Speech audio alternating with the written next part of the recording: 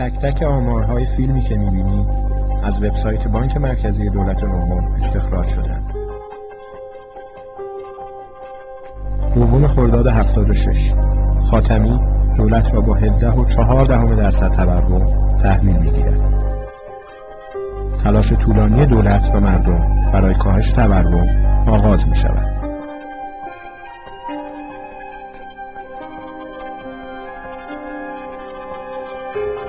سال 1384 محمود احمدی نژاد در حالی دولت را از محمد خاتمی تحویل می‌گیرد که در عرض 8 سال نرخ تورم تا 10.4% پایین آمده است.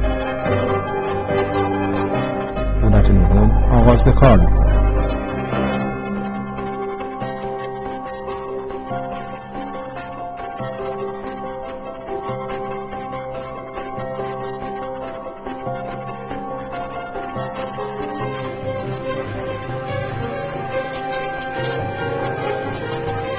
نتیجه 8 سال تلاش ملی برای کاهش تورم در عرض 3 سال از بین می‌رود.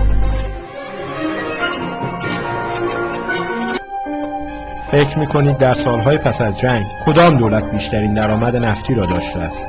سال 68 دولت هاشمی آغاز به کار می‌کند.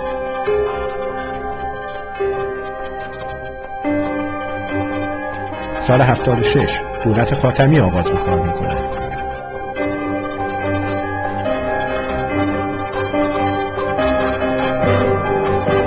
سال 84 دولت احمدی نژاد آغاز به کار می‌کند.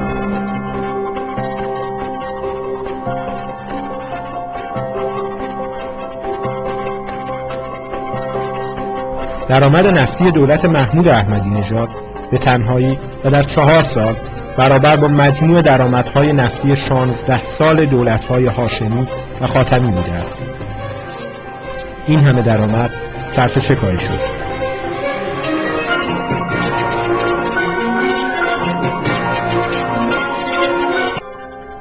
فکر می‌کنید در 30 سال گذشته بالاترین درآمد نفتی سالانه متعلق به کدام دولت بوده است؟